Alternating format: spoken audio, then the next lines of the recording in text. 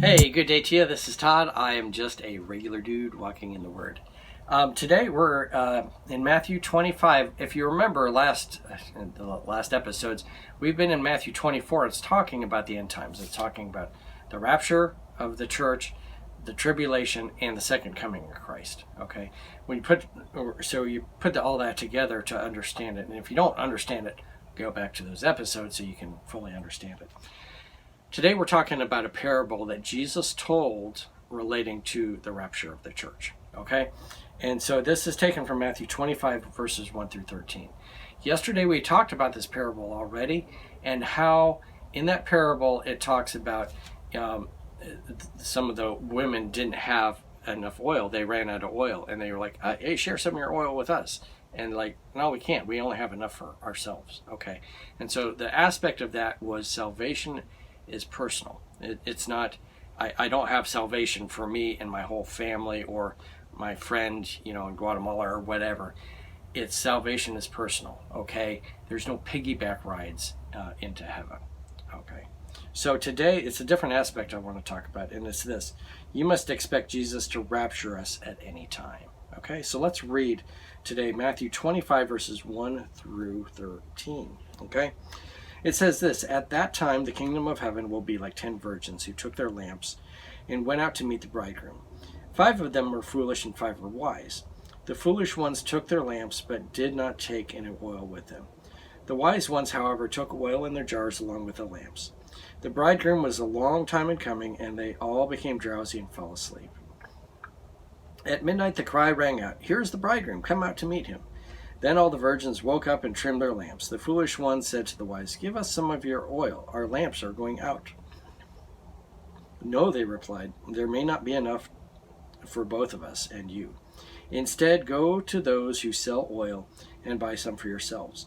But while they were on their way to buy oil, the bridegroom arrived. The virgins who were ready went in with him to the wedding banquet, and the door was shut. Later the others also came. "Lord," they said, "open the door for us." But he replied, "Truly I tell you, I don't know you. Therefore keep watch, because you do not know the day or the hour." Key verse here is this, the last one in verse 13. Therefore keep watch, because you do not know the day or the hour. You can see here the women knew that the bridegroom was coming sometime here. They don't know for sure when he was coming, so they had to be prepared at all times for his arrival. Okay, and obviously in the story, some of them were not prepared for this. Let me tell you a story. We have a carpet cleaning company, and I have friends that are also have carpet cleaning companies, and I've had these friends for quite a while. And I had a friend. He's passed away, and he was a great guy, and he's in heaven now. But he was a guy, and sometimes he wasn't organized, and this happens to all of us at different times. There'll be times that I don't have enough supplies or whatever because I didn't plan it out quite right. And he was a guy that it would be like Friday, and he would call me up and he'd go, "Hey, Todd, do you have some of this chemical? Because the supplier is closed and they're not open tomorrow, and I got a big job I'm doing tomorrow, which is Saturday," which none of the suppliers are ever open on Saturday. It's only Monday through Friday they're open.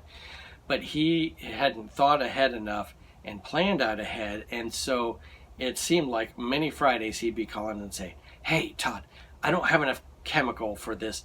Do you have some chemical that you can give me?" And I go, well, I need the chemical for the jobs next week, So there was many times I could give him that chemical because we had an abundance we had planned out ahead.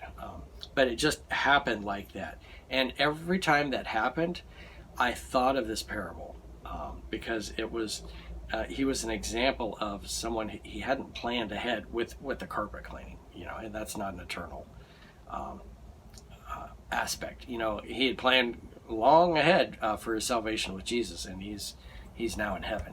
But it always reminded me of this parable because he hadn't planned out ahead, especially those jobs that you knew might be sneaking up on Friday night or Saturday when the suppliers are closed and you couldn't get any supplies. And so then he'd be calling me, "Hey, you got some extra supplies I could use?" And so it It was funny, but it always reminded me of this parable. And the point of this parable is that you must expect Jesus to rapture you at any time. So you always have to be ready. Okay? So I can tell my kids, hey, I want you to cut the grass today, but it must be cut before I get back. I expect it to be cut before I get back from wherever I'm going. And if and I don't want you starting it as soon as you see me driving the driveway. So the best thing for them to do is to get it done early and have it done and not worry about it. Not wait for me to be driving down the road like, oh no, he's coming. We got to cut the grass quick. It's too late.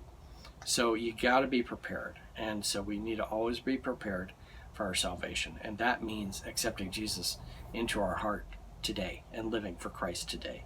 And then we're saved. Okay. And I don't have to worry about it in the future. All right. Thanks for watching. I'm just a regular dude walking in the Word. And I look forward to seeing you tomorrow as we continue our journey through Matthew. Lord's blessing. I'll see you then.